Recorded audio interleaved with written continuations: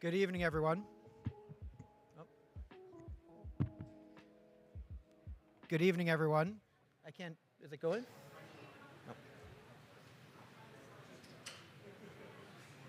No. There we go. Good evening, everyone. Thank you very much for joining us this evening, and thank you for your continued support of the Faculty of Science and the Center for Astrophysics. My name is Chris Hauser, and I am the Dean for the Faculty of Science here at the University of Waterloo, and it is my pleasure to welcome you to tonight's evening with astrophysicist Dr. Avery Broderick. Dr. Broderick is a member of the Department of Physics and Astronomy, a member of the Waterloo Center for Astrophysics, and an associate faculty member at the Perimeter Institute of Theoretical Physics. Tonight, he will unravel the mysteries of black holes and provide hints at what may lie ahead. To introduce Dr. Broderick, I would now like to welcome Dr. Will Percival, Professor and Distinguished Research Chair in Astrophysics in the Department of Physics and Astronomy, and the Director of the Waterloo Center for Astrophysics. Please join me in welcoming Dr. Percival to the podium.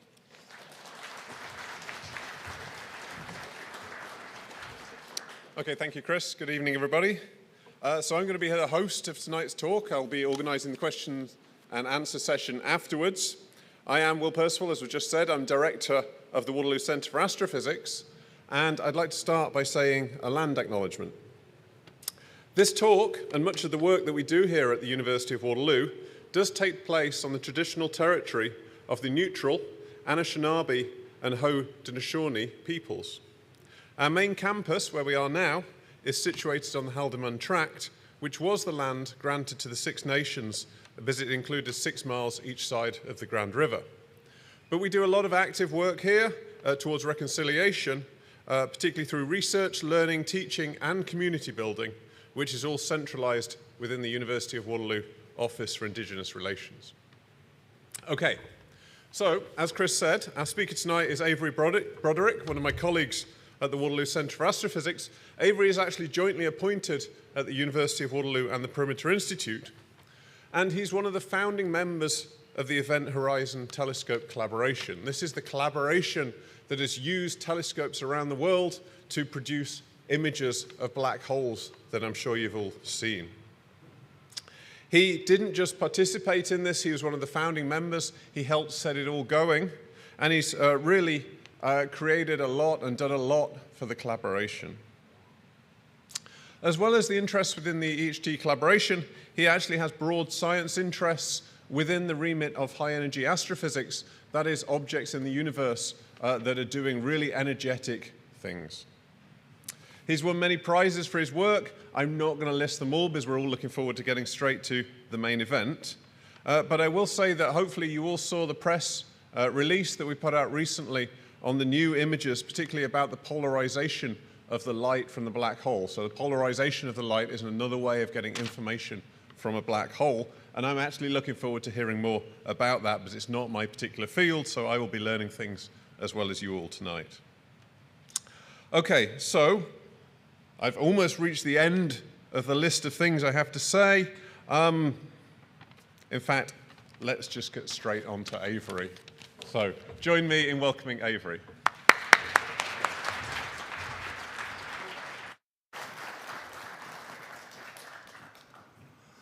Good evening. It's a pleasure to be here with all of you, and I'd like to thank Chris and Will for their very kind words and introduction.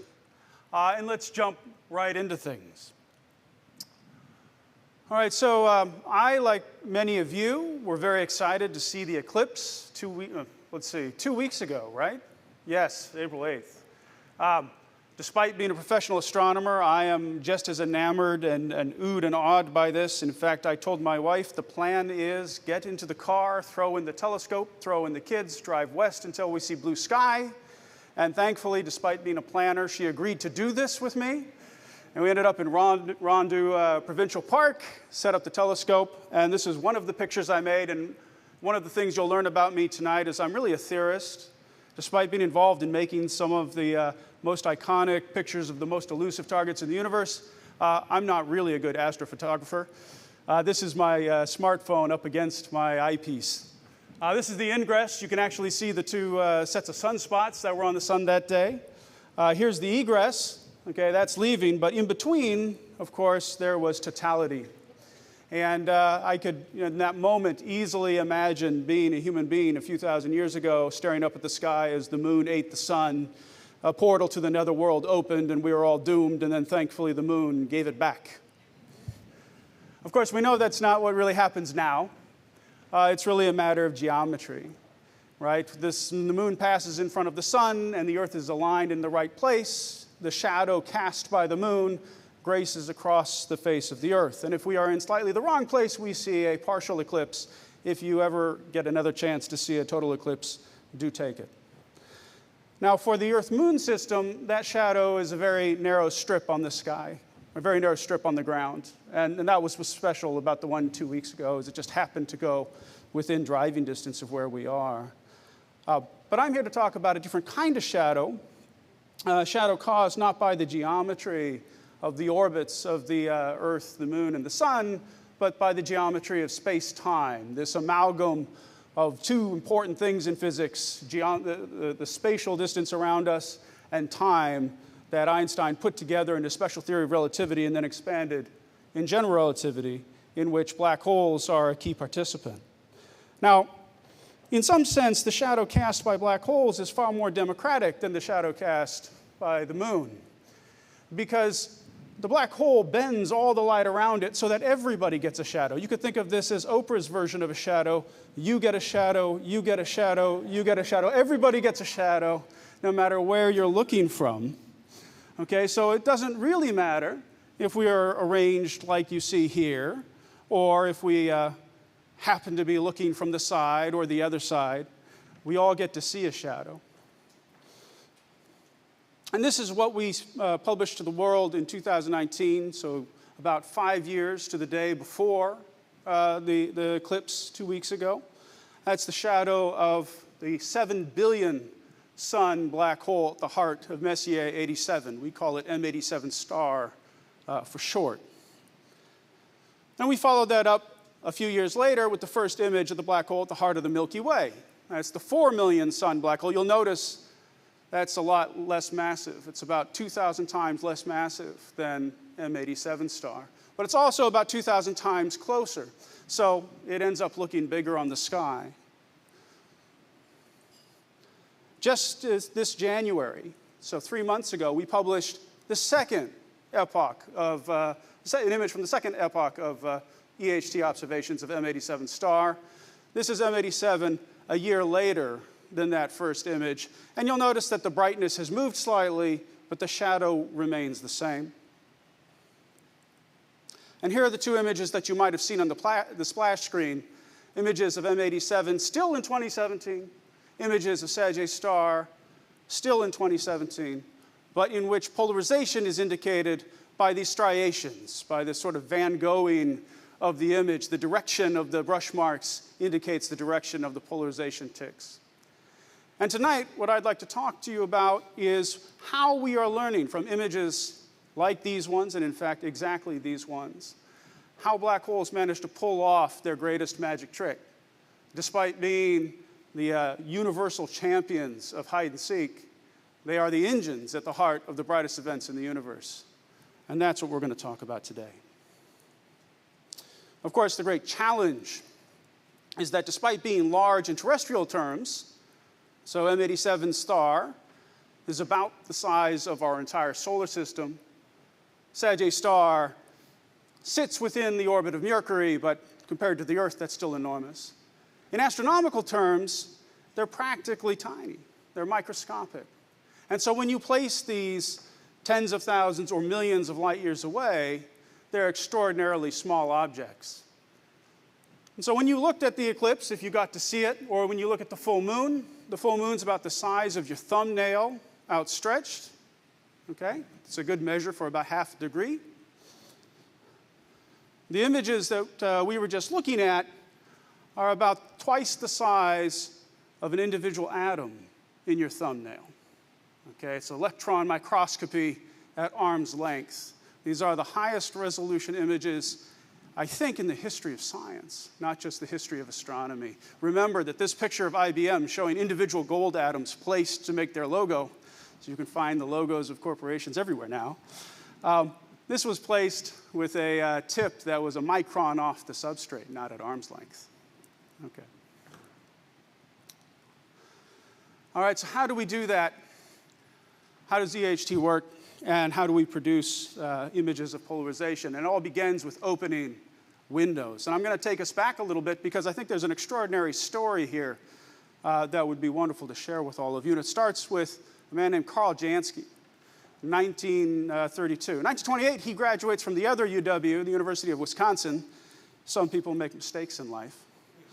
But he was an electrical engineer, and he goes to work at Bell Labs, the same Bell that many of our smartphones use. And his job was to figure out what was the source of the radio interference in their transcontinental radio signals. Now, they had a very expensive international calling plan, so times never change. But they wanted to know why was there constant radio static in their signals. And so he built this collection of radio antennas. He got called Jansky's merry-go-round. You can see there are some wheels. These are Model T wheels. And so, scrounging parts, putting it together. And it's actually an interferometer. So that'll matter when we talk about EHT. Okay, so his job was to figure out what this radio noise was, and he came up with three sources. The first are thunderstorms. And if you listen to AM radio and it's thundering out, you've heard this. The second one was also thunderstorms. Apparently thunderstorms far away sound different than thunderstorms nearby. I take him at his word. And the third was a very politically, carefully worded static hiss, origin of which is not yet known. And the reason why it's such a politically named third component is he went to his boss and he said, I think I have an idea of what this is. Because when he looks at the direction that radio hiss comes from, it evolves through the night. His merry-go-round wasn't very good at pinpointing on the sky where the emission was, but it could kind of figure out general direction. Is it coming from the north, the south, the east, the west? And he was able to track the direction. And he saw that as time went on, the direction stayed fixed. Not in terrestrial coordinates, but in celestial coordinates. Okay? Not directed toward the sun, not directed east or west, but on the same spot in the sky throughout the day and the night. And so he said, well, that's interesting because that actually follows the path of Sagittarius A star. Sag A star, right? That's the name of that second black hole image I showed you. So actually, we're just carrying on a legacy that started in 1932. But his boss said to him, look, Carl, you got to be careful. People are going to think you're an idiot. Because if you look at the night sky, it's all stars. And so let's look at a different picture of the night sky. This comes from the 2MASS mission. This was an all-sky collage of all the stars in the night sky. Everything you see in this picture is a star, even where you see dust lanes. That's starlight propagated through dust, okay? And at the time of Carl Jansky's experiments, this was astronomy. And what his boss quite rightly pointed out to him was that stars are, to a very good approximation, black body emitters, thermal emitters. And one of the great successes of 19th century physics was the realization of thermodynamics. And then the great success in the beginning of the 20th century was the recognition of the existence of quantum mechanics and the solution to the ultraviolet catastrophe, which is really a statement about what happens over here on this black body spectrum. And then we knew everything that was hot shone. So it doesn't matter if you're lava, if you're an electric burner, as long as you're the same temperature, your light is distributed in wavelength the same way.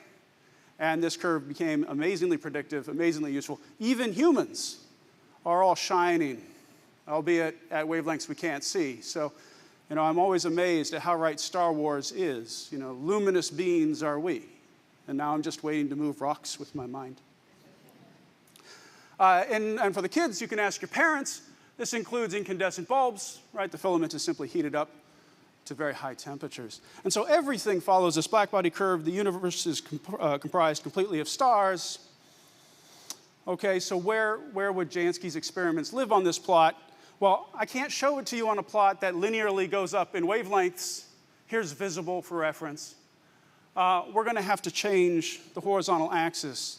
And so I'm going to go by factors of 10. This is the same plot. I just changed the axis to be powers of 10. There's 100. There's 1,000.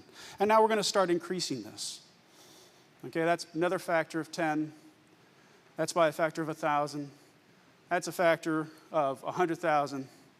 Finally, when we expand it by a factor of 10 million, we get to the point where we can include Jansky's wavelength, the point where Jansky was observing. It's way out here on this tail. I could expand it vertically in powers of 10 too. There's no need. Less than 1/1,000,000,000 of 1/1,000,000,000 of the brightness you see up here is present down there. And so Jansky's boss was 100% right. It is absurd to say that there's any emission from stars at Jansky's 14.6 meter wavelength telescope. Hence, the rather non-committal political explanation. Incidentally, the Event Horizon Telescope, which will feature prominently in the things I talk about, observes over here. So we're not quite as bad as Jansky, but we're still way off the thermal peak. Okay, so Jansky then continues his observation for a full another year, right? And as the Earth goes around the sun, the point on the sky of a single astronomical location moves in the sky as well. And he was able to conclusively demonstrate that there was a astronomical source, a celestial source to his radio waves. And then a few years later, he pinpointed it to being from the galaxy. And one thing that I find extraordinary is Carl Jansky's realization that there were radio waves from the cosmos, has shaped so much, and I'll say a little bit about how, has shaped so much our view of modern astronomy, but these are the only 3 astronomical papers he wrote. Then he was done. He left the field. He invents radio astronomy and carries on. He has a unit named after him. He has arrays named after him. But that was it, and that was enough. Because what Carl Jansky saw weren't those stars, as we already convinced ourselves, but something totally different. He saw radio emission from the cosmos from a totally different population of sources, a totally different kind of sky. Imagine taking the covers off your eyes and seeing the world in a totally different light for the first time. That was what Jansky had done. And to put that in perspective, for thousands of years before Jansky, astronomy was almost entirely, there's a handful of exceptions, almost entirely all about visible wavelengths, this very narrow range in the electromagnetic spectrum. Jansky comes along, opens up one more window. Okay? Is told, don't be crazy, but nevertheless, sticks to his convictions, opens that window, and then following that, never again has it been a problem to open another window on the universe. We have instruments that go all the way from the extraordinarily energetic, tiny wavelength, measuring particles that sometimes have as much energy as fastballs, all the way down to Jansky's merry-go-round and everywhere in between. And some of these you have to put in space. There's JWST. So nobody questions this again. Modern astronomy and beyond the electromagnetic spectrum, neutrino observations, gravitational wave observations, all owe their beginnings, in some sense, to Jansky. The Event Horizon Telescope is a radio telescope following in Jansky's footsteps. Okay, it's operating at 1.3 millimeters, not 14.6 meters. Okay, so 10,000 times shorter wavelength. That's part of how it can see what it sees. But the other part is that the Event Horizon Telescope is not one telescope. It's a collection of telescopes spread around the globe. And in 2017, from which the images we'll be talking about tonight come from, it was comprised of 8 stations, 8 individual telescopes located at 6 sites. and I'll explain in a moment why it's only 6 sites, why you'd put 2 radio telescopes nearby, located on 5 continents, operated by a collaboration of almost 400 people. That's people who actually build receivers and detectors that go onto telescopes, all the way to people who run simulations and people like me who try to interpret what the images mean in light of them, and more than 40 affiliated institutions. And the secret sauce of the Event Horizon Telescope is that by taking telescopes on either side of the globe, you can mix their data. You can combine their data to synthesize a telescope the size of the Earth. And it is that size telescope at millimeter wavelengths that is necessary in order to image 2 atoms at arm's length. Okay, so what is the EHT seeing? Well, I have this slightly dramatized version. We have a radio wave that is born in the maelstrom around M87. It would take about 100 days to leave the region, at least, that we run large computational simulations of. And then it would take about 100,000 years to leave the giant elliptical galaxy that black hole is at the center of. And then it would have a long time to think, as it propagated 54 million years from that galaxy to us, okay? And we'll skip along. Once it reaches the outskirts of the Milky Way, it's a mere 10,000 years. Are we there yet? Almost. And then in the last third of a millisecond, it runs into the atmosphere of the Earth, and bam, it's gone. It got eaten up by a water molecule. And I kind of thought it was going to make it, but it didn't. Luckily, it wasn't alone. There were many with it, and while some of those also will be absorbed by water in the troposphere, some of them will get through. And here is the bane of radio astronomers, especially high-frequency radio astronomers, is water. I am told things to recommend water. But for radio astronomers, it is an endless problem. And for that reason, we build telescopes in the highest and driest sites on the planet. So things like the Atacama Plain or the South Pole, where the South Pole telescope is. And the South Pole, it turns out, is so cold that the water all precipitates out of the atmosphere, and so it's one of the best radio astronomy sites on the planet. And because these are so few, get above the water or find a place without water, sometimes you put more than 1 telescope there. And that's why we have 8 stations but only 6 global sites. The other thing we do is we try to make the most of what we've got, right? Waste not, want not. And so here's a telescope that unfortunately was not involved in the EHT in 2017, but was instrumental to the proto-EHT demonstrations that preceded 2017. The demonstration experiments that proved the EHT science could work. This is Karma in Owens Valley in California. And here's a signal chain. I'm not really expecting anybody to follow the signal chain in detail, other than to say the signal goes in here, and then there's this thing called an orthotransducer. I had to look it up too. That's fancy engineer speak for something that splits polarization out in 2 directions. And then we have 2 output polarization chains, and we record 2 completely independent data sets in the 2 polarizations, because we want to capture not just half the light, but all of the light. And that immediately raises the question, what exactly is polarization? Why would you use it? And what might we learn from it? So electromagnetic waves are waves in the electric and magnetic field. We're going to ignore the magnetic field, because the electric field is the one that's most important for our story tonight. And this wave is a transverse wave. That means the electric field moves up and down in a direction perpendicular to the direction of motion. So you can imagine it's something like a wave on a string.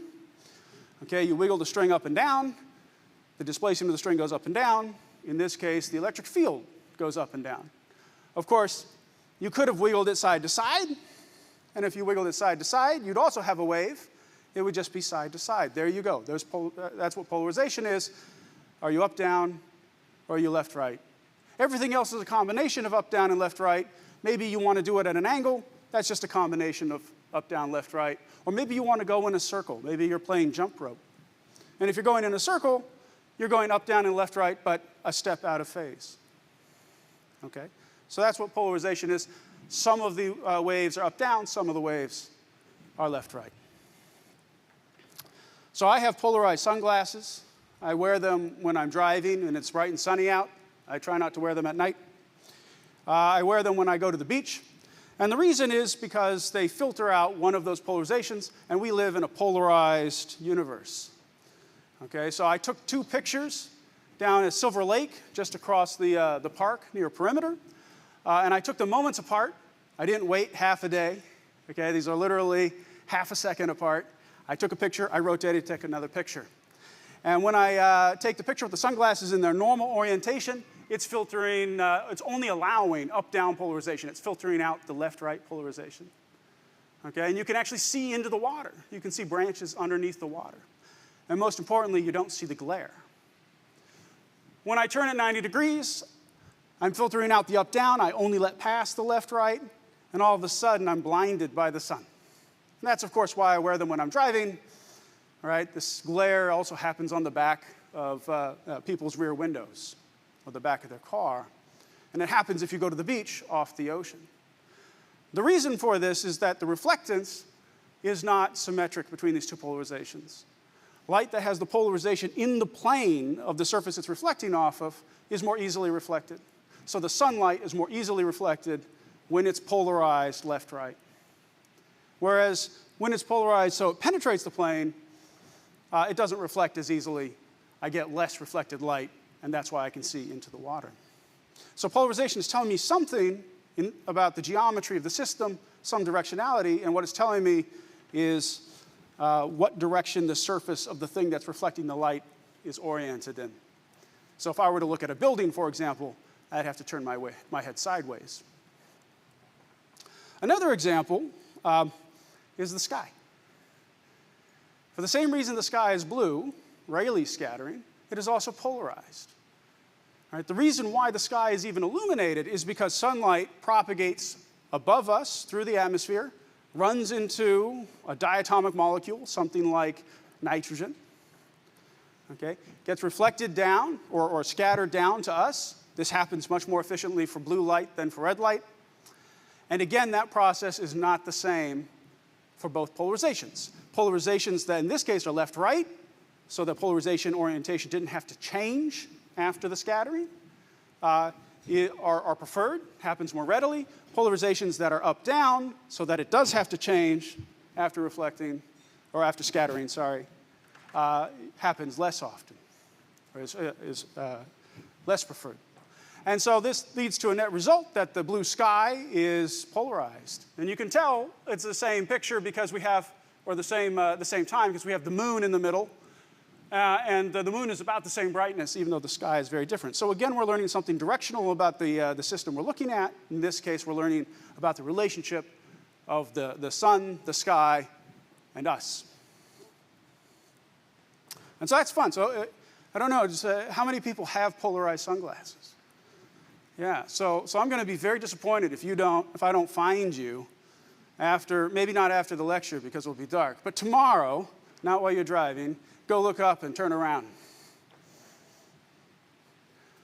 So what about astronomical sets? So that's terrestrial polarized. And in fact, apparently cuttlefish eyes are polarization sensitive. Unfortunately, we're not. I don't know how this came to be because there's so much polarization around us. Anyway, so what about astronomical sources of polarization? The sun is very weakly polarized at the limbs for exactly the same reason as the sky. In this case, it's not scattering off of nitrogen, or N2, it's scattered off of free electrons, something called Thomson scattering. That can produce polarization for a very similar reason to why the sky is polarized. But it's less than 1%.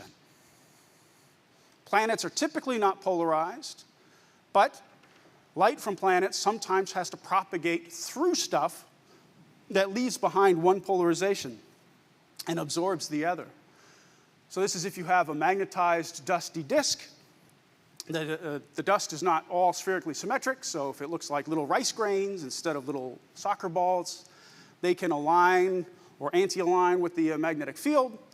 And when they align with the magnetic field or misalign 90 degrees with the magnetic field, they absorb one of the polarization modes. Only one polarization gets through, then we get a polarized result. And that's happening here in DH tau A. There's a planet that has a dusty, I want to say proto-lunar disk, because it's the disk out of which that planet's, or some of that planet's moons will form, is absorbing preferentially one of the light polarizations from the planet. Again, very weakly polarized, 0.5%. I mean, the sky you saw, I didn't put a number on it because it's just my phone and my sunglasses, but I was pretty extreme.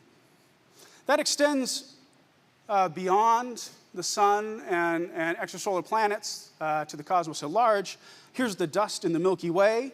This is a picture taken by the Planck collaboration, a satellite that's mapping radio emission all over, or mapped radio emission from all over the sky.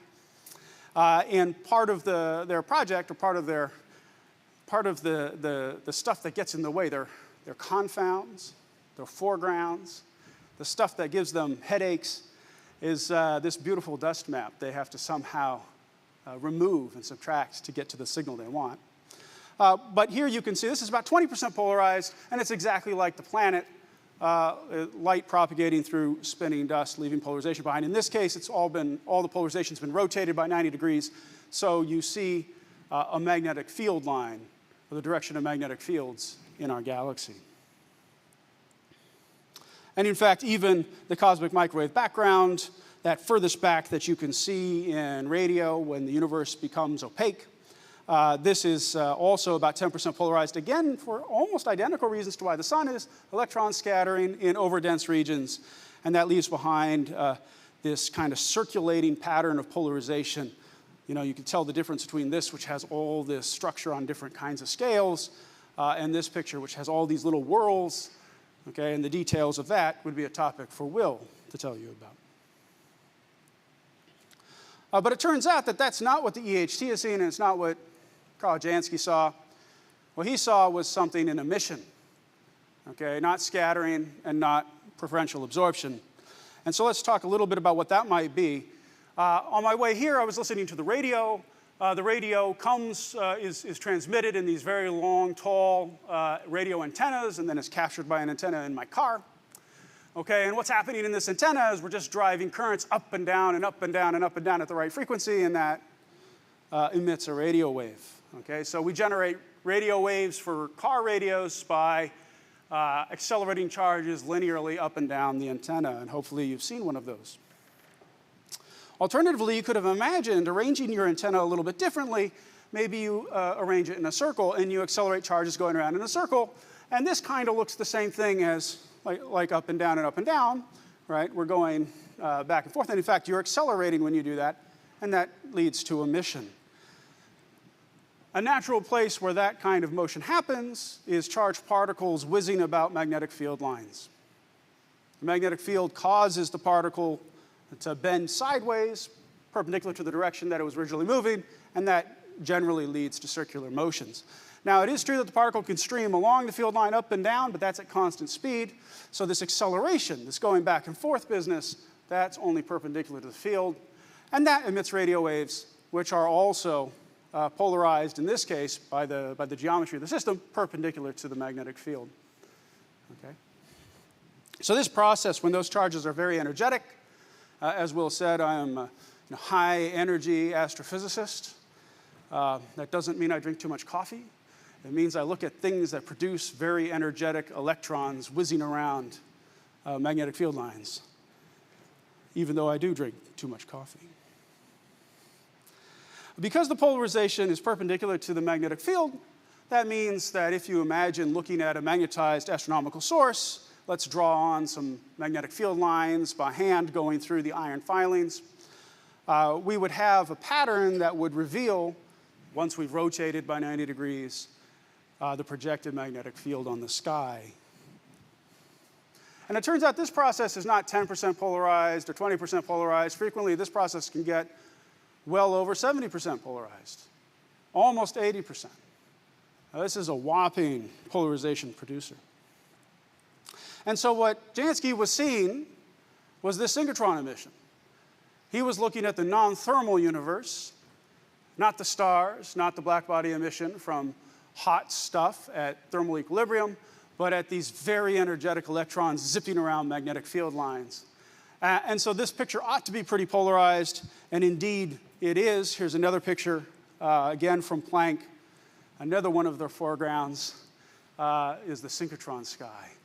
And again, these have been rotated by 90 degrees, so you can see the structure of the magnetic fields. And this looks in some ways very similar to the dust map, but in others completely different because it's highlighting a different population of sources, a different set of emission across the sky. All right, so that's on the sky as a whole, but what does this mean for black holes? That is to say, what did we learn by making polarized images of synchrotron-emitting plasma around the black holes at the heart of M87 and our own galaxy? Well, to do that, we're going to very briefly talk about two bits of physics from magnetic fields. Okay, so the first is, I'm sure all of you have at some point played with magnets.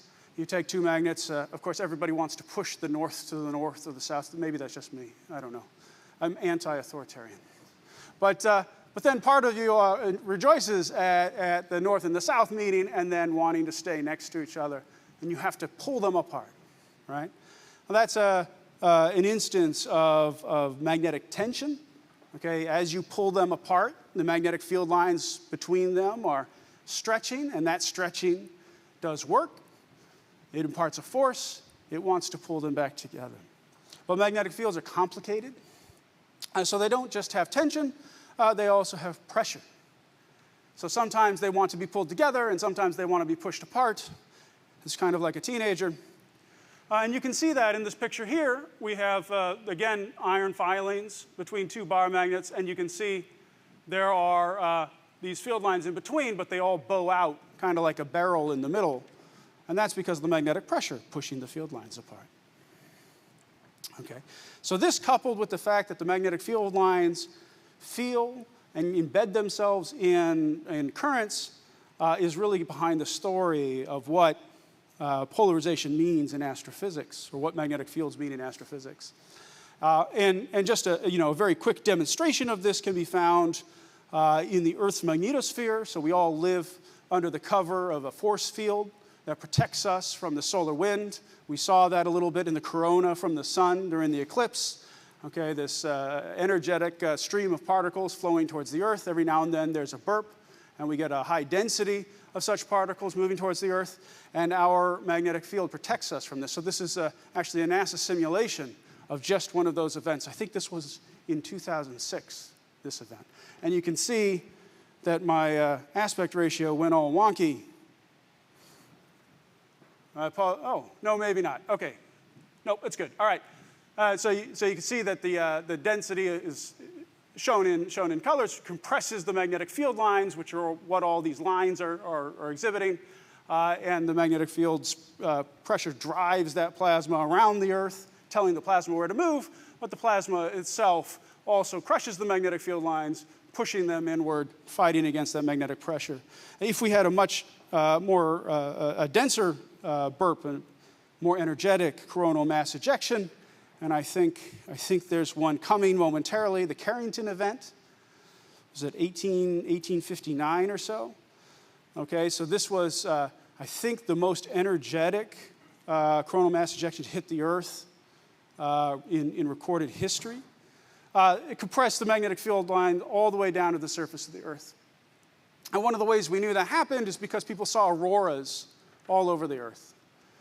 Okay, when that solar plasma is driven down to the poles, it hits the atmosphere, excites oxygen atoms, and that produces the aurora borealis. Or if it hits the southern pole, the southern lights, the Carrington event did it all over the Earth, right? So thank goodness for the magnetosphere.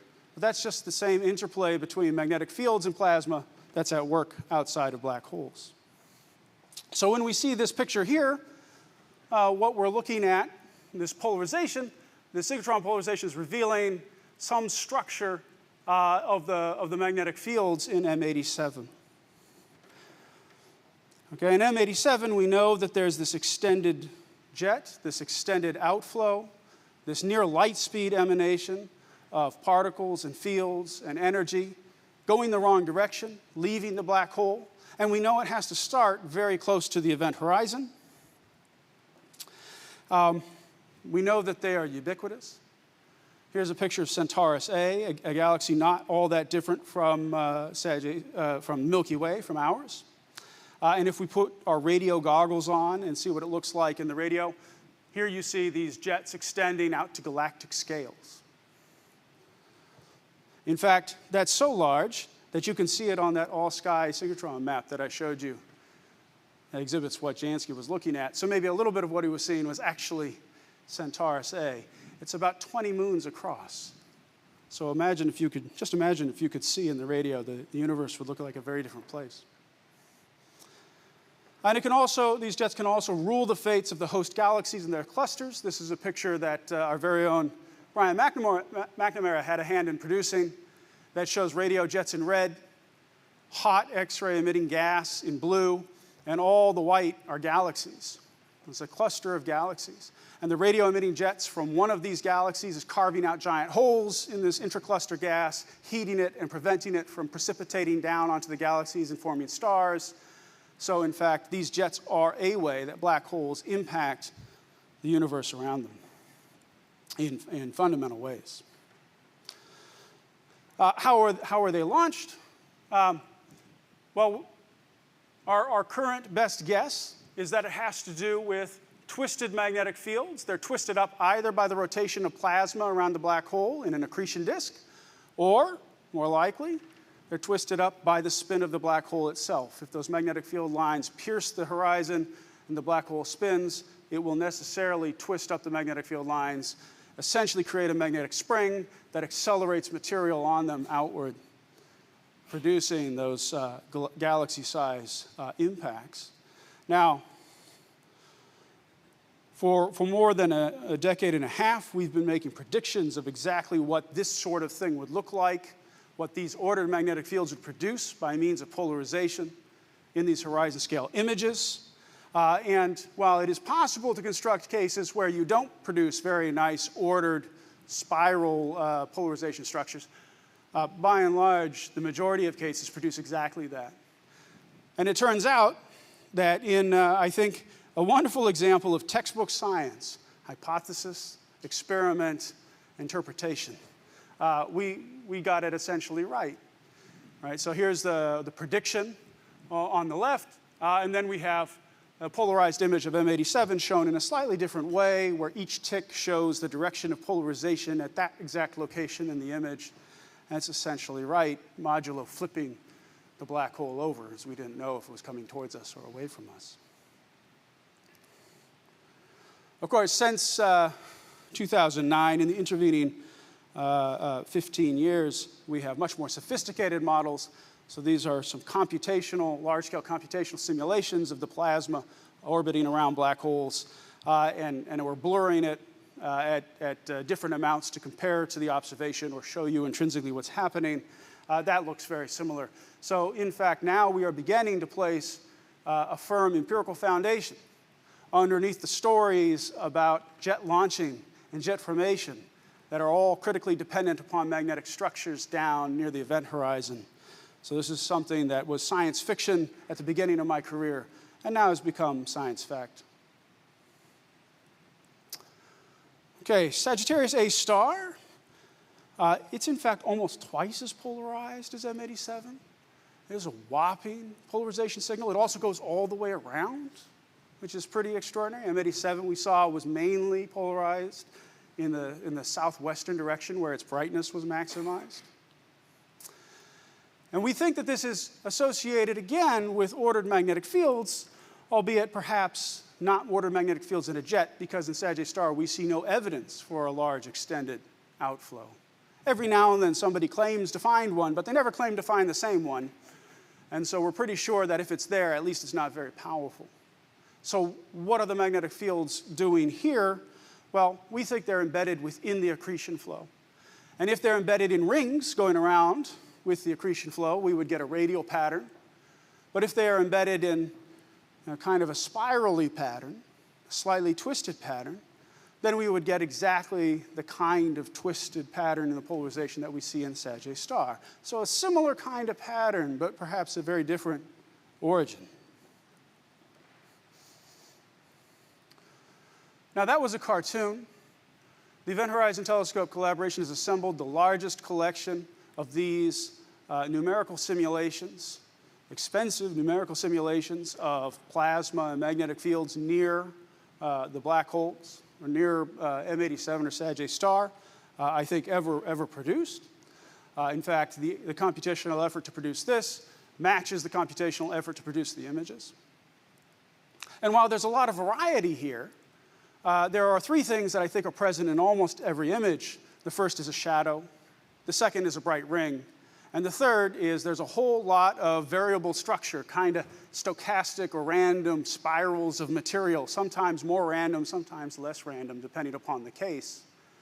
Okay? But they're always this stochastic random component. And that's not incidental. That's tied fundamentally to the state of the material as it's orbiting the black hole.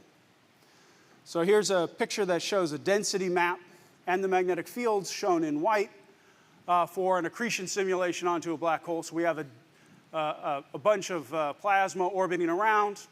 It's endowed initially with a weak magnetic field, and I'll come to how that grows in a minute. And you can see the jet funnel with its twisted fields are present, but also within the disk you see things that look pretty much like that twisty pattern. Almost going around in circles, but not exactly. And here's the associated image up here in the upper left. And so all of these little wispy strands of material are exactly the same, or exactly caused by wispy strands of plasma embedded within this nearly azimuthal, nearly ring-like magnetic field. And we know that exists. And with Sagittarius star, we couldn't make a movie. Not yet. We're working on that. But what we could do was ask the question, at each scale, how much fluctuation was there through the night? And this was possible for Sagittarius star, but not M87, because where M87 presents a new face to us over a week-long time scale, Sagittarius star does every 15 minutes or so. So throughout a night, we see the many faces of Sagittarius star, and we're able to then ask the statistical question, how much did it vary? And more importantly, how did it vary on large scales, on intermediate scales, and on small scales? This is a lot like looking at the equalizer on your radio, looking at the bass, the treble, and in between, and asking how much the bars are bouncing up and down. And that might depend on your personal taste. Maybe you like bass, and so you turn that up. Maybe you like treble, you turn that up. Well, we wanted to know, what was Sagittarius star's taste? Which variability did it prefer? And you can compare that to those numerical simulations, and it turns out that that relationship is spot on.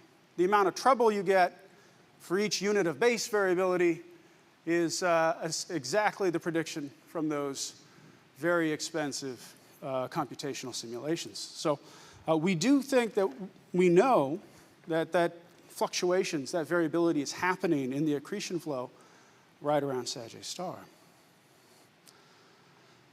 But it turns out that that's actually quite important. I imagine not many people woke up with great relief today that the sun had yet to accrete the Earth. Okay? We don't worry about this because we know about angular momentum conservation and energy conservation, but that immediately then does raise the question, why does the plasma accrete into the black hole? Doesn't it have to conserve energy and angular momentum? And the answer is yes, of course it does. Okay? So the story of getting that stuff, getting the plasma to move inexorably towards its fate at the event horizon, is the story of moving angular momentum and energy out, of the non-conservation locally of energy and angular momentum as it is shared between bits of material. Okay, so that is to say, getting from far away to close in means somehow you needed to move angular momentum outward. Now, if these disks were made out of honey, the natural answer for that would be viscosity. Because the inner edge of the disk is moving very fast and the outer edge of the disk is moving slowly, viscosity would move angular momentum,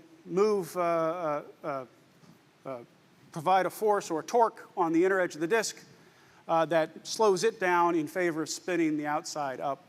But these are very dilute plasmas, and that kind of viscosity, molecular viscosity, is well below the level necessary. And we've known this for more than 50 years. So the answer is, again, almost certainly magnetic fields. So if you imagine having a magnetic field penetrate your accretion disk, and it has a little wiggle in it, okay, so the inner edge side's at the red dot, the outer edge side is at the green dot, and then we allow it to move forward. The inner edge is getting dragged further than the outer edge because it's orbiting faster. That also will drag or stretch that little wiggle. Further forward even more, we stretch the wiggle even further. And remember that one of our key issues with magnetic fields, our key physics of magnetic fields, was tension. And that magnetic field now is pulling on the red dot and pulling on the green dot, slowing the red dot down, allowing it to move inward, and giving that angular momentum to the green dot, driving it outwards. So this is a cartoon depiction of something called the magnetorotational instability. The first time I heard that, it took me a few beats before I realized we weren't talking about medical imaging, because it was just the MRI. So I don't know where astronomers get their medical images taken, but for us, the MRI is this process of stretching and pulling magnetic fields. And the second thing that I think you see even from the simple cartoon is that it's very easy then to generate these large-scale arcing magnetic fields or spiraling magnetic fields that then mediate this angular momentum transfer in disk. So the story of accretion in astrophysics is really a story of this magnetic interaction. And this saturates in that turbulent state that we saw in the numerical simulation. So when we look at this picture, what we think we're looking at is the time average structure of the magnetic field as predicted from those computational simulations of accretion, with the critical input that drives material inwards towards the event horizon, with implications beyond just Sagittarius star, okay, and beyond black holes, but in fact for all accreting systems, okay, from galaxy clusters all the way down to stars forming and maybe even protoplanetary disks.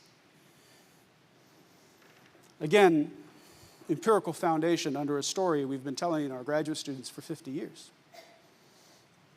Okay, so what about the future? Well, the future comes in two forms. So first, the Event Horizon Telescope, as of today, in fact, just as the eclipse was happening, the EHT was running its 2024 observing campaign. Thankfully, I was not part of running the campaign, so I could go get the pictures of the eclipse. That was my job. Now we have 11 stations, not 8, so we've grown by 3. We have almost twice as many baselines. It turns out baselines, pairs of stations, is the figure of merit for imaging and movie making and all the good science that EHT does. So this is almost twice as powerful an array as the one we fielded in 2017. Unfortunately, we're still limited to single-week campaigns, and that's just availability of some of the telescopes in the array. But the future is looking at a substantial expansion of the EHT. So the next generation Event Horizon Telescope in phase 1 will deploy another 5 telescopes, and by phase 2, another 10 telescopes. We will double the array, and nearly quadruple the number of independent baselines, expand the frequency range. It will become a multi-wavelength instrument in its own right, so not entirely panchromatic. We don't get the full electromagnetic spectrum, but we'll get, from about 0.5 millimeter up to 3 millimeters. And critically, the important ability to operate for months at a time. To produce multi-month campaigns, because if some telescopes can't observe, that's okay, we have enough redundancy. And so that means that the NGHT in the next 5 to 10 years is going to be making movies of M87 that look like this. No longer is it dominated solely by the ring, but we see the interaction all the way down that jet. We see the emission all the way down the jet. And that's quite literally covering the distance from the event horizon to the stars. For reference, I show the picture of the S stars. These are the stars in the center of our galaxy, admittedly a slightly different system. But the stars in our galaxy that Andrea Ghez and Reinhard Genzel won the Nobel Prize in 2020 for mapping over a decade and a half, okay, watching their orbits go around. Okay, that's the same scale. Okay, so this question of how exactly does horizon scale physics impact the jet further downstream, and how is it impacted by other objects? This is a question that I think the NGEHT is going to answer in spades. Now, while the NGEHT might be able to get twice the resolution of EHT because it is moving towards shorter wavelengths, much more than that is just not feasible from the surface of the Earth. The water vapor becomes a real problem at higher frequencies. We just couldn't have, there's not enough high enough and dry enough sites to go shortward of 0.7 millimeters. So that means that this is kind of the resolution limit from the surface of the Earth. But making the Earth bigger is not impossible, it's just expensive. And it's been done. So there have been at least 2 different space VLBI missions, Halka and Radio Astron. Radio Astron just finished a few years ago. And in fact, there's another one, Millimetron, which has been unfortunately waylaid by global events. Okay, but that's actually a millimeter wavelength dish demonstrated in space. They built the satellite, they just can't launch it right now. Okay, and so, the picture that I have in mind, and I think the picture I want to communicate, especially to the young people, is maybe it's time to move beyond one station in space, but to put up many stations in space, to have a space array, okay? Not EHT on the ground, not a global array, but one up in space with baselines of 80,000 kilometers. Why that? Well, here's I think only my second, maybe third plot. It shows on the x-axis what resolution you're going to target, and on the y-axis, how many stations, how many satellites are you going to need. And if you were to do this at 1.3 millimeters at the wavelength the EHT operates, you might need 150 stations. That sounds like a lot. But remember, we're in space. Water vapor is not as big a problem anymore. Okay? We're not looking through the troposphere anymore. And so if you go down to 1/3 of a millimeter, where we can still do the kind of experiment that we do currently with the kind of technology we currently use, you would need about 50 stations. And that's of the same size as something like ALMA. That's a 66 antenna array here on Earth in the Atacama Plain. That's one of the stations for the EHT, one of the EHT telescopes. Okay, now ALMA cost $1 billion, and I want to put $1 billion instrument in space. That must be ridiculous. But at this point, it's worth thinking a little bit about the history of the EHT. Why did the Event Horizon Telescope happen when it happened? Well, one is because the right people came together, but 2, it's just the price of hard drives. If you tried to do the Event Horizon Telescope 10 years earlier, for the amount of data that we have to record, it would have cost you something like $100 million just to buy the hard drives. And if you wanted to do it in 1990, 20 years before, it would have cost you $10 billion. Okay, so the price of hard drives was the driving cost. What's the analog here for a space array? This would be something like commercial space flight. Okay, so the price of commercial space flight's plummeting, in no small part thanks to SpaceX. So where is it now? This is it now. Okay, less than 3,000 kilodollars, or $3 per kilogram. At the same time, the cost of launching things into space is going down. The capacity is going up. So this is Starship. It is not lost on me that Starship has yet to fly without blowing up. I'm a theorist. But the key figure of merit for us here is the diameter of the payload fairing. That's how big a thing you can put in there. I highlighted JWST a little earlier in the talk. I imagine more than a few astronomers had heart attacks, or at least palpitations, as they watched the mirror unfold and the secondary pop out into position. Because once you spend $1 billion, the thing can't not unfold. Right? And that's how you go from a $1 billion mission to a $10 billion mission. Right? You have to engineer it so it can't fail. Well, JWST's mirror could fit in here rigid. You wouldn't have had to have it fold at all. And in fact, Millimetron's a 10-meter dish, and a lot of the engineering complication there is the spacecraft origami, folding it up so it can fit into I forget which rocket, fit into a fairing. You could fit a 9-meter dish. That's 80% as much collecting area. Again, you could fit it rigid. You could stack them like pancakes. Okay? So I think that leveraging commercial spaceflight is the kind of thing that's going to make this mission not only feasible, but inevitable. The only question is whether or not it's going to happen within my career or the careers of the young people in the audience today. I heard there are some people who are excited about being part of NASA. So when you get there, do send me an email. So what would you get with a space array? Well, that would be a field-changing instrument. I think it would have a wide variety of uses well beyond black holes. But just for black holes, we could produce images like this, but not for M87. Okay, for black holes at cosmological distances. In fact, you'd be able to tell that there was a dimple, a shadow, in black holes as far away as the CMB, if they were bright enough. So that means you could trace black holes over cosmic time. You could watch them grow and determine, when did they really appear? When did they grow to their gargantuan sizes? Was it really at, just recently, or were they always like that? And what would M87 look like? Well, in some sense, you've already seen it. Because we don't make our simulations high enough resolution,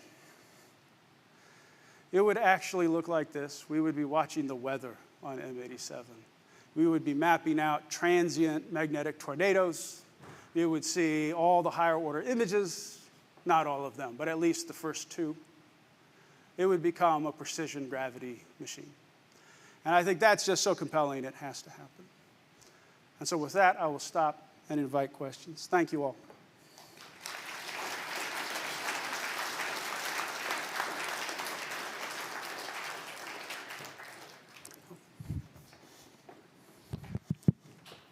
Okay, yeah, first question. Like when you were doing the... I don't think the microphone's on. Sorry. Is it on? Sorry. Yes. So, like, when you have the gravitational field and it goes in a circle, could we do this simulation with, like, the LHC, and then you have a giant magnet on top, and then you stare from it perpendicular? Could it produce, like, a black hole, kind of? Okay, so I think the question is, can we use particle accelerators and magnets and particle accelerators, geometry particle accelerators, to inform the kinds of experiments that the EHT is doing? Well, the first thing is we don't have to worry. The LHC is not producing a black hole. And if it did, I have it on good authority from Stephen Hawking that it will pop out of existence instantly anyway. But that's not happening. But a lot of the physics that goes into designing a particle accelerator like the LHC, is exactly the kind of physics that's at work here, right? We're talking about charged particles orbiting within magnetic fields. There, those magnetic fields are specially constructed and designed to drive things in a circle. Okay, here, things are just going around cosmic magnetic fields that happen to be driving them in circles. But it's a similar set of physics. But I don't think we can necessarily probe gravity at the LHC, at least not yet. Okay, another question? Sorry, yeah. Got the mic, okay. Okay, automatically? Oh, there we go. Looking at these magnetic fields, are they carrying away energy from the black hole, dissipating some of its angular momentum? So they should be. They should be. Demonstrating that is one of the key science goals of NGHT, but I think in practice it's going to be very astrophysically dependent. It's going to be dependent on what our models of magnetized plasmas tell us is happening. Oh. But this is exactly the right kind of question. Can you prove that angular momentum is being pulled away from the black hole? But in principle, you're exactly right. The jets are spinning down the black hole.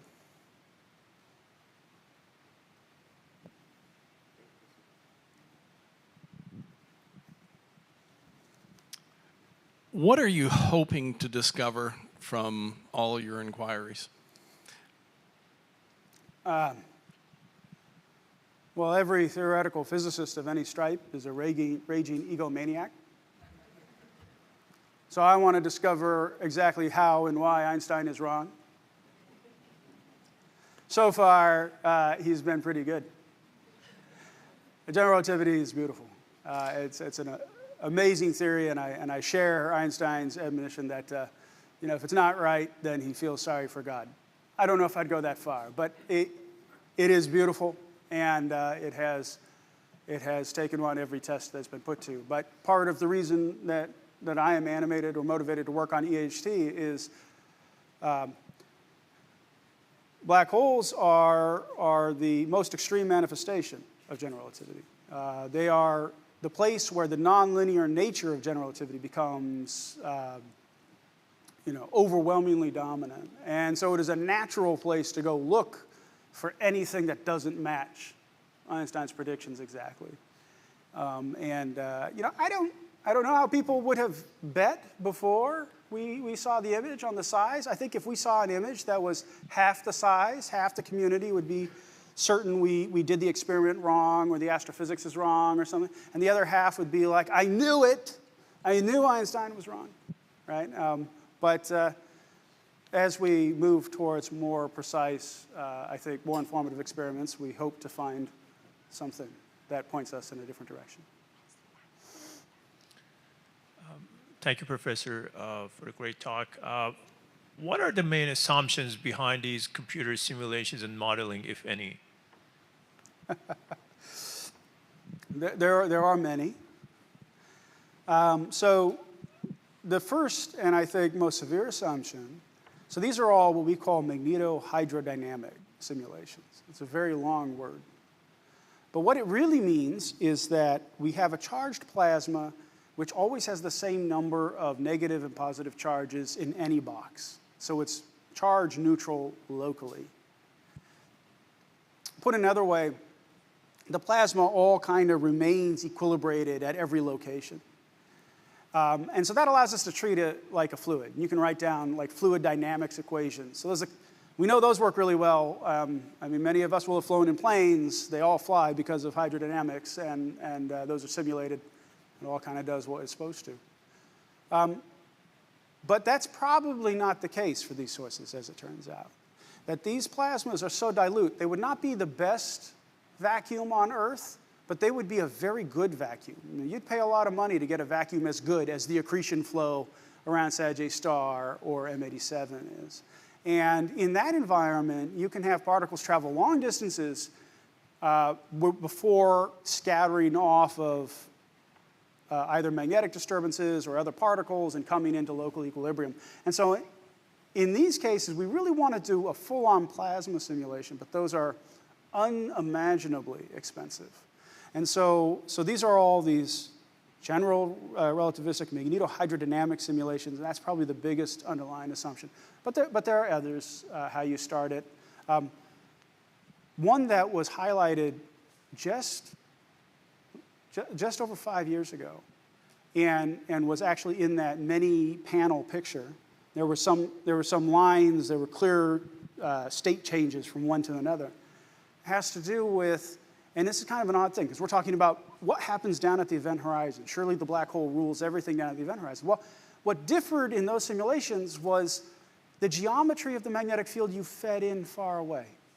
If that magnetic field had a net flux, so there was always a little bit more, say, north-pointing magnetic field than south-pointing magnetic field, that net flux will collect onto the horizon and it will become dynamically important. It will cause geometric changes to the accretion flow. So dynamically it will crush the accretion flow, change what it looks like, change the efficiency of the black hole. And if you instead you accrete loops of magnetic fields, so there's always as much north and south, then that doesn't happen. And so these, you'd think that should be a minor effect. It turns out to be a dominant one. And so right now, I think we have that assumption under control, because we do those two cases, and everything either goes one way or the other way. But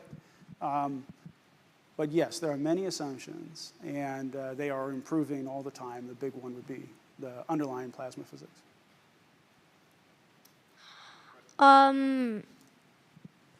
Like, is it true that a black hole could just be like maybe 20 kilometers, but have like the mass of like the sun? Yes. So if I had a black hole the mass of the sun, its diameter would be about 6 kilometers. So it's the sun packed into the size of Waterloo. That was a quick answer. You know, one thing that's interesting is that there is a mass-size relationship. Okay, so and it's linear. So if you're twice the mass, you're twice the size, right? And so this is one of the outputs of general relativity. This is one of the strong predictions of it. And that means that we can start looking at EHT images. We have a 7 billion solar mass black hole. We have a 4 million. That's a factor of almost 2,000. But then also there are all these gravitational wave events. So LIGO discovered or detected the first gravitational wave in 2015 and has been going gangbusters since. And they have a tremendous number of such events now. But those are very different. Those are all the solar mass type black holes. They're all 10, 30, 60 solar masses. So that's a factor of another 100,000. And it turns out that the same theory of gravity seems to work for all of these. And so now we have this incredible demonstration of this fact that the scale of a black hole depends linearly on its mass. Twice the mass, twice the size. Okay, thank you. Any further questions? You've already asked one, but nobody else has put their hand up, so you get to ask another one. With the progress we see in AI and machine learning and NVIDIA chips and things like that, how do you see that would affect your research? So that's a great question. So oh gosh, what's the word? I'm a slow adopter of new technology. It's not conservative. Anyway, yeah. So I have just started to delve into machine learning. And the reason why it has taken me so long, EHT actually has a number of people who work in machine learning. And there are algorithms to do image reconstruction. So that was a process I didn't really talk about very much. How do we take what EHT really observes and turn it into a picture? And they have applied machine learning to that task. The only problem is very often you don't really know if machine learning is producing the result that you trained it to produce or producing the result that that's true in the situation, true on the sky in this case. And so another way that this is often discussed now is the hallucination problem. And my favorite example of hallucinations was legal firms found out that they could pay for a subscription to ChatGPT for a lot less money than they could hire new associates. And so they decided to have ChatGPT write some legal briefs. And then the judge says, wait a minute, could you point me to exactly where this precedent is recorded somewhere? And it turns out ChatGPT just made it up because it sounded good. Yeah, so I don't want to be in front of any very upset judges. So I think in discovery context, we have to be careful. But that said, I do have a student who is building out a capacity to supercharge our direct-to-physics comparisons. And in fact, his first paper on that was just accepted. And it's Elise or R2C. And the idea is that we can make candidate theoretical images with AI far faster than we can actually produce it with ray tracing and a full radio transfer calculation.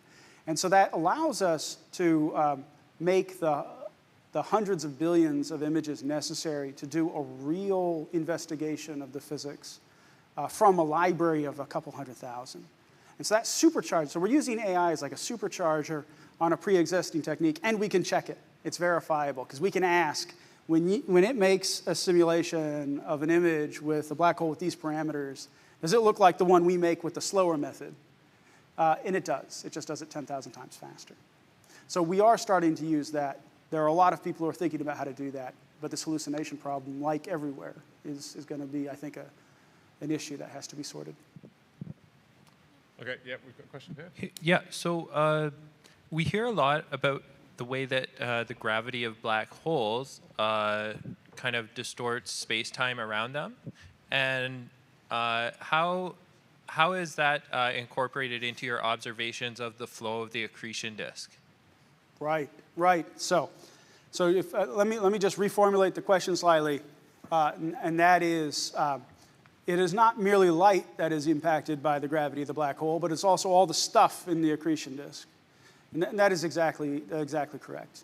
So the dynamics, how fast things are moving. In fact, black holes are qualitatively different than our sun in the solar system in the sense that, in Newtonian gravity, we could get as close as we want to the horizon and still find a stable orbit. But that's not true about black holes. At some point, the orbits become unstable and things plunge in on an orbital timescale.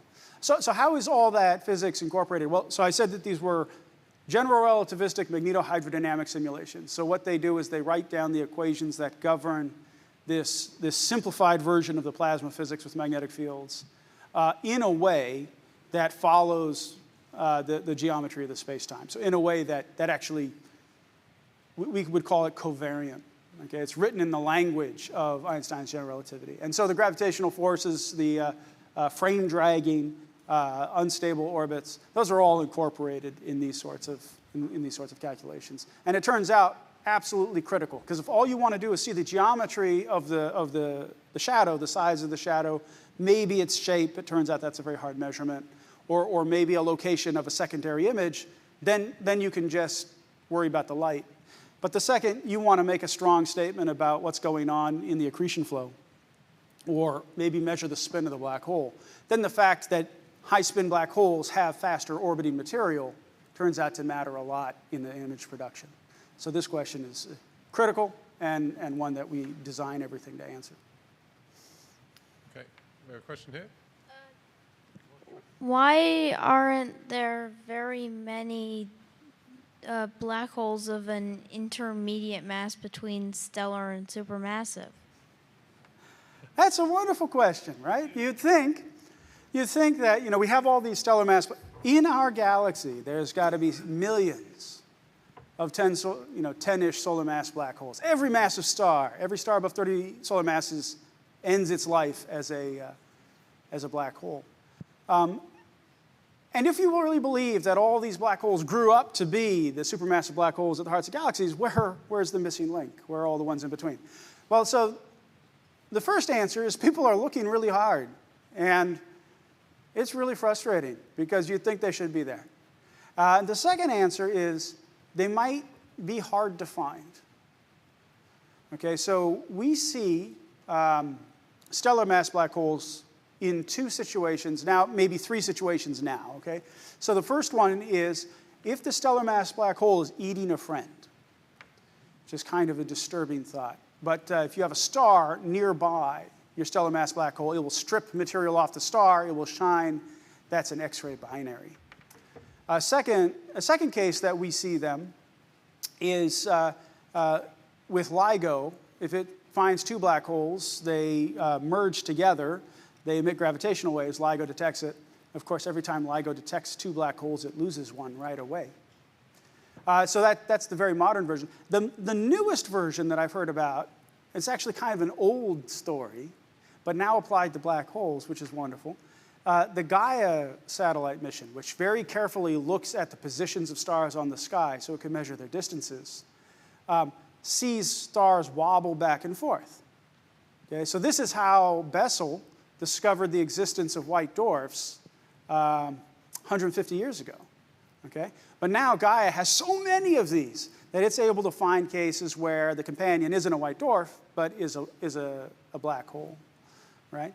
But if you're not in one of these three cases, all three of which require you to be really close to another object. There's a fourth one. If a black hole passes in front of a star, it creates a telltale signature. But if you're not in a binary, or we got really, really lucky, and the chances for a black hole passing in front of a distant star aren't that great, then it's hard to see. And intermediate mass black holes almost certainly are not in those close binaries. So there might be, because of the way we look for them, a strong disincentive for us to find them. That doesn't stop people from trying, and it certainly doesn't stop people from claiming to find them, only for those masses to go down later on. But this is a great question, and it gets to this other question that I alluded to, that how do you make these behemoths at the centers of galaxies? Are they grown, or are they made big? Okay. Any further final few questions? Oh, we've got one here. Oh, we've got two. Yeah, I think we've got time for maybe just these two. Yeah. Okay, you've implied that you're observing at a single wavelength, right? And you're going across the entire accretion disk. But the time dilation effect across the disk means you're looking at a different type of emission if it's coming out at you at the same wavelength. Like, what's the variation in time dilation across your observable? Yeah. So, okay, the answer to that is twofold. So the first is we don't actually observe at a single wavelength. We have about a 2% band. It's actually an enormous band, and that's one of the reasons why we need so many hard drives. A 2% band, and that was critical to enabling us to make detections. So that helps a little bit. But the second relevant piece of information is that we are looking at what we would call broadband emission. So this isn't emission within a very narrow range of frequencies. This is emission over an order of magnitude of frequencies. And until you get very close to the horizon, the redshift, which is, I think, what you're talking about, doesn't push you out of the broadband peak. Okay, that said, we are looking at the very hottest stuff. So a way to characterize the performance of a radio telescope would be, a brightness temperature limit. What is the coldest thing that you could detect? And our brightness temperature limit at the EHT is like 1 billion degrees. So we're looking at stuff that's as energetic as 1 billion degrees, which is pretty hot. So that's inside 10 M or so, but we can essentially see everything there. Okay, thank you. And final question. Do you guys have any ideas or plans for the next black hole you're going to image? And if you could have the choice, which one would you choose? Right. This is a great question. One of the issues we came up across with EHT at the beginning was all of astronomy are surveys. And you guys just want to look at one or two objects. What are you doing? And then I would point at the sun. I would say, that's just one star, but that's the one we can look at and understand. That didn't go very far with people. We all want to see more. And the problem is that we have a limit on our resolution. Okay, so the typical resolution of EHT is about 15 microarc seconds. Okay, so that's like an atom, better than an atom at arm's length. That's pretty good, but the Earth's so big, and we can push that by a factor of 2, but not much more than that. And then that means that we need either a very massive black hole, or far away potentially, or a lower mass, but still pretty massive black hole close by. The one at the center of our galaxy is the biggest on the sky. Probably.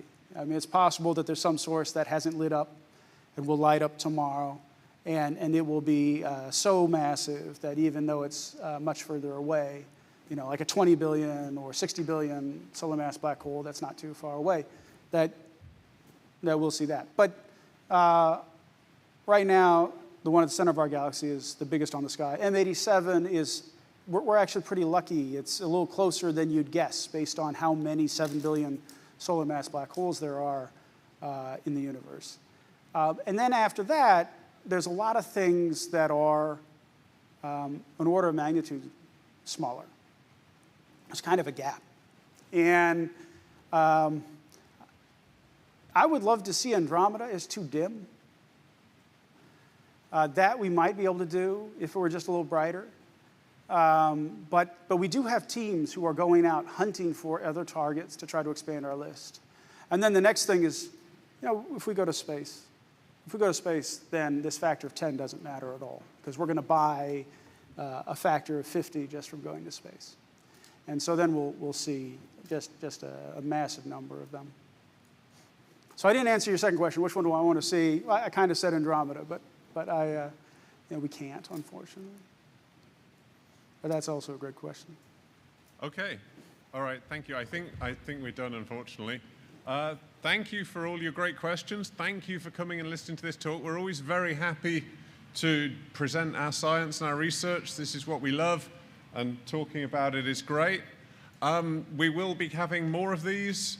We're planning one roughly every month coming on here in this venue, so please do sign up for those.